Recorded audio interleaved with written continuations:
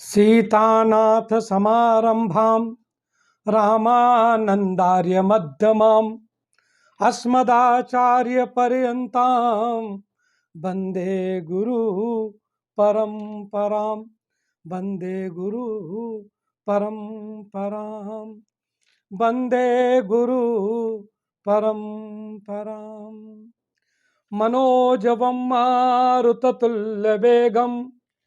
जितेन्द्रियं बुद्धिमतां वरिष्ठं वातात्मजं वा नरयूथमुख्यं श्रीरामदूतं शरणं प्रपद्ये श्रीरामदूतं शरणं प्रपद्ये।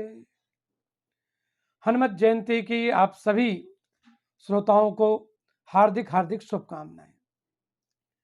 प्रिय दर्शकों, आज आप लोगों को हनुमान जी के प्राकट्य उत्सव की रोचक कथा श्रवण कराने जा रहे हैं। वैसे तो हनुमान जी के प्राकट्य की कल्प कल्पांतरों से अनेक कथाएं हैं, लेकिन उनमें से कुछ विशेष कथाएं जिनका वर्णन ब्रह्मांड पुराण एवं भविष्योत्तर पुराण में किया गया है, उसकी चर्चा हम यहां करेंगे। बड़े प्रेम से सुनिए। वैसे तो हनुमान जी को वायु का पुत्र कहा गया है। भारतीय शास्त्रों में हनुमान जी को वातात्मजम और वायुपुत्र कहकर पुकारा गया है।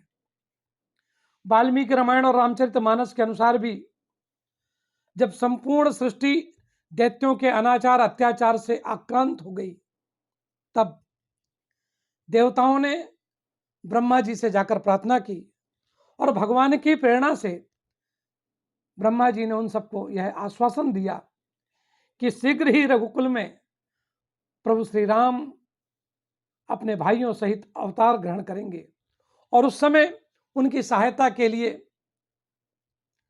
स्वयं देवादिदेव महादेव 11वें रुद्र के रूप में वानर राज केसरी के गृहस्थ जीवन में अंजना के गर्भ से वायुपुत्र के रूप में अवतरित होंगे।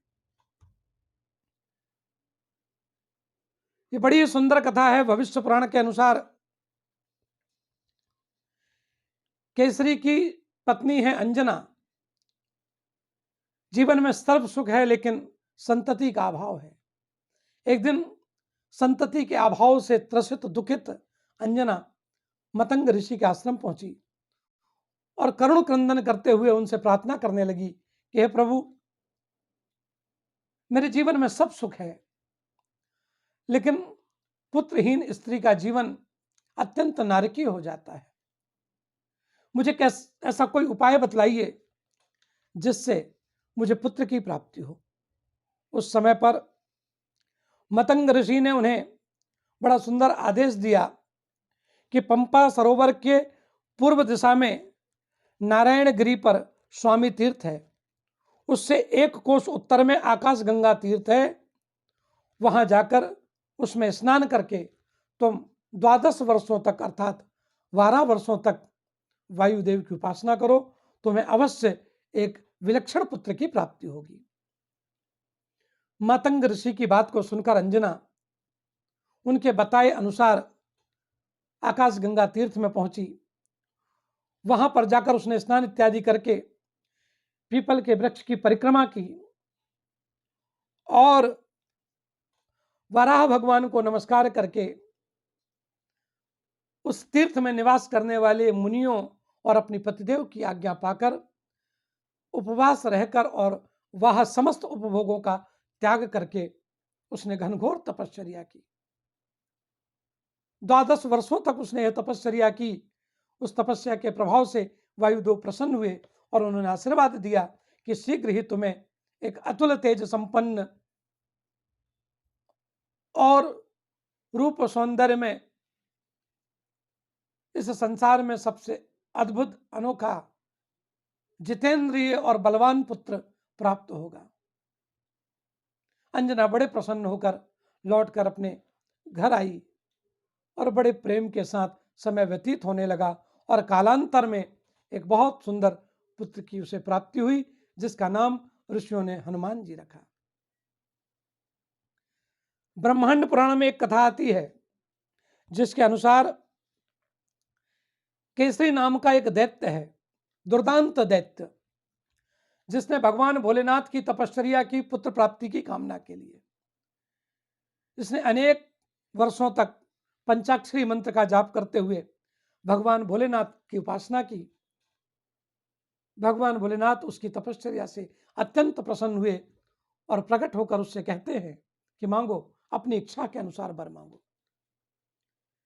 केसरी ने हाथ जोड़कर भगवान को प्रणाम किया और बड़े प्रेम के साथ उसने कहा कि प्रभु, मुझे ऐसे, यदि आप मुझ पर प्रसन्न हैं तो संग्राम में हमेशा विजयी रहने वाला, महाधैर्यवान, बुद्धिमान और बलवान पुत्र की कामना है। आप मुझ पर कृपा करके मुझे ऐसा वरदान दीजिए। भगवान भोलेनाथ मुस्कुराए, बोले तुझे मैं पुत्र प्राप्ति का वरदान तो नहीं दे सकता, क्योंकि विधाता ने तेरी भाग्य में पुत्र सुख नहीं लिखा है, लेकिन हाँ, मैं तुझे पुत्री का वरदान अवश्य देता हूं, जिसके द्वारा तेरी यह मनोकामना अवश्य पूरी होगी। ऐसा कहकर भगवान अंतर्ध्यान हो गए और केसरी नाम का ये महादैत्य भगवान का आशीर्वाद पाकर बड़ा प्रसन्न हुआ। कालांतर में से एक अत्यंत सुंदर कन्या की प्राप्ति हुई, जिसका नाम इस दैत्य ने अंजना रखा। सने सने यह वृद्धि को प्राप्त करने लगी, चंद्रमा की कला की भांति यह बढ़ने लगी, विचित्र सुंदरी और मन अनुरूप यह रूप धारण करने समर्थ थी। जैसे जैसे ये युवा होती गई, पिता इसे देख देख प्रसन्न होता रहा। एक दिन एक अत्यंत बलवान केसरी नाम का वानर, जो वानरों में प्रमुख था और उसके समान पृथ्वी में कोई दूसरा बलशाली वानर नहीं था, वो कहीं से भ्रमण करता हुआ जहां से गुजर रहा था, उसकी दृष्टि अंजना पर पड़ी और उसने अंजना के पिता केसरी नामक दैत्य से उसकी पुत्री की याचना की और केसरी नामक दैत्य ने बड़ी प्रसन्नता से अपनी कन्या का कन्यादान केसरी नामक वानर को कर दिया। वानर राज केसरी अंजना के साथ अपने नगर वापस आए और सुखपूर्वक जीवन व्यतीत करने लगे। बहुत काल व्यतीत हो जाने के बाद भी इन्हें कोई संतति नहीं हुई। तब एक दिन अंजना अत्यंत दुखी होकर बैठी है। उसी समय धर्मदेव एक आदिवासी स्त्री का स्वरूप बनाकर एक हाथ में बेंत लिए हुए, दूसरे हाथ में सुतली लिए हुए उस नगर में भ्रमण करती हुई इस तरह से आवाज लगा रही है कि मैं भविष्य बताने वाली हूं, जो कोई भी अपना भविष्य जानना चाहता है वह मुझसे जान सकता है।